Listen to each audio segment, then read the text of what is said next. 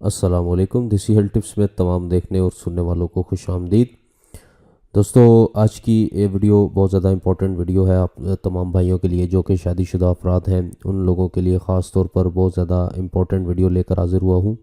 آج کی اس ویڈیو میں آپ کو ایک ایسا نسخہ بتاؤں گا جس کی مدد سے آپ عورت کی شرمگاہ کو، آپ یہ نسخہ اپنی عورت کو استعمال کروائیں، وائف کو، تو اس کی شرمگاہ جو ہے وہ تنگ بھی ہو جائے گی اور خشک بھی ہو جائے گی اور خوشبودار بھی بنا دے گا یہ نسخہ۔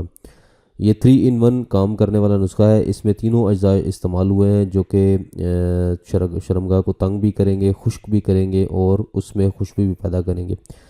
بعض دفعہ لوگ یہ ریکویسٹ کرتے ہیں کہ جب ہم بستری کرتے ہیں تو اس کے دوران جب عورت کے اندر دخول کرتے ہیں تو اس میں ہمیں یہ پرابلم آتی ہے کہ شرمگاہ جو ہے وہ بہت زیادہ گیلی ہوتی ہے، تو جس کی مدد سے مطلب ہمیں اتنا لطف نہیں آتا، تو وہ پانی سا نکلتا رہتا ہے، تو جس سے ایک اسمیل سی بھی پیدا ہو جاتی ہے، تو اس سے ہمارا بالکل دل نہیں کرتا ہم بستری کرنے کو۔ تو لہٰذا ایک ایسا نسخہ بتائیں کہ جو ان تمام امراض کو حل کر سکے۔ تو میں نے بہت زیادہ محنت کر کے آپ لوگوں کے لیے یہ نسخہ ڈھونڈا ہے اور آپ لوگوں کی خدمت میں پیش کرنے جا رہا ہوں۔ اس میں 3 اجزاء شامل ہوئے ہیں۔ سب سے پہلا جز اس میں استعمال ہوا ہے شکر سفید، دوسرا زعفران اور تیسرا گلاب ارک۔ یہ تینوں چیزیں آپ نے لے لینی ہیں۔ یہ تینوں چیزیں تقریباً ہر جگہ پر مل جاتی ہیں، ہر کنٹری میں مل جاتی ہیں۔ آپ کسی بھی کنٹری میں موجود ہیں تو آپ کو یہ چیزیں بآسانی مل جائیں گی۔ شکر سفید آپ نے لینی ہے، یہ یاد رکھیں، شکر سفید لینی ہے، اور اس کے بعد آپ نے لینا ہے زعفران اور پھر گلاب کا ارک۔ آپ نے ان تینوں چیزوں کو آپ اپنی مرضی سے لے سکتے ہیں، لیکن ارک گلاب تھوڑا سا زیادہ ہونا چاہیے کیونکہ اس میں پھر یہ چیزیں ڈلیں گی اور ان چیزوں کو آپ نے پکانا بھی ہے۔ وہ کس طریقے کے ساتھ میں آپ کو بتاتا ہوں۔ شکر سفید تھوڑی سی لے لیں اور تھوڑی سی مقدار میں بنائیں، اتنی زیادہ مقدار نہیں بنے گی۔ شکر سفید لے لیں، زعفران لے لیں، ٹھیک ہے، اور اس کے علاوہ ارک گلاب۔ ان شکر سفید اور زعفران کو باریک پیس لیں، آپ اچھے طریقے کے ساتھ علیحدہ علیحدہ پیسنا ہے، اور ارک گلاب میں آپ نے ڈال دینا ہے ایک ایک چیز کر کے، اور پھر اس کو اچھے طریقے سے جوش دینا ہے، یعنی کہ اس کو ابال دینا ہے، ٹھیک ہے، تاکہ یہ دونوں چیزیں پانی کے اندر مکس ہو جائیں، جذب حل ہو جائیں، ٹھیک ہے۔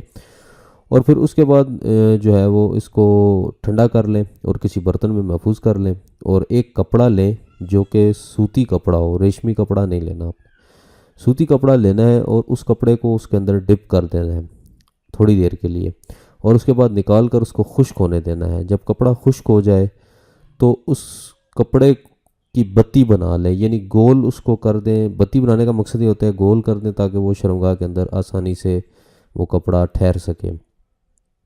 تو آپ ایسے بھی ڈال سکتے ہیں، لیکن بتی بنا دیں گے تو زیادہ آسانی ہوگی۔ کپڑے کی بتی بنا کر رکھ دیں رات، ٹھیک ہے، دن رات آپ نے رکھنی ہے، اور جب بھی عورت کو یہ بتا دیں کہ جب بھی پیشاب آئے گا جب، تو اس بتی کو نکال دینا ہے۔ تو پیشاب کر کے اس کے بعد اس بتی کو جو نکلی ہوگی اس کو دوبارہ نہیں رکھنا، پھر نئی سے ایک بنا لینی ہے، ٹھیک ہے۔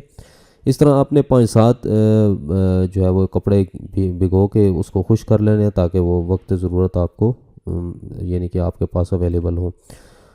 تو یہ 3 سے 4 دن آپ یہ نسخہ کریں گے تو جو عورت کی شرمگاہ ہے وہ انتہائی تنگ ہو جائے گی، خوشبودار ہو جائے گی اور خشک ہو جائے گی۔ بیسیکلی مقصد یہ ہے اس چیز کا کہ خشک ہونا اور خوشبودار ہونا۔ تو میں نے جیسے کہ ویڈیو کے شروع میں بتایا تھا کہ جو کچا پانی نکلتا ہے اس کی وجہ سے بدبو بھی پیدا ہو جاتی ہے، تو اس کو یہ ختم کر دے گا۔ تو دوستو، یہ تھا آج کا نسخہ۔ امید کرتا ہوں آپ کو پسند آیا ہوگا اور آپ اس کو ضرور استعمال کریں گے اور اس سے فائدہ ضرور اٹھائیں گے۔ میں یہاں پر ایک بات بتاتا چلوں کہ یہ جو نسخہ میں نے لیا ہے، میں تمام جتنے نسخہ جات لیتا ہوں وہ میں میرے پاس کتب ہیں بہت پرانی حکمہ کی، میں وہاں سے لیتا ہوں اور یہ تمام لوگوں کو وہاں سے نسخے دیتا ہوں، ٹھیک ہے، اور ان کی ڈیٹیل بھی لکھی ہوتی ہے کہ یہ کس کس چیز کے لیے استعمال ہوتے ہیں۔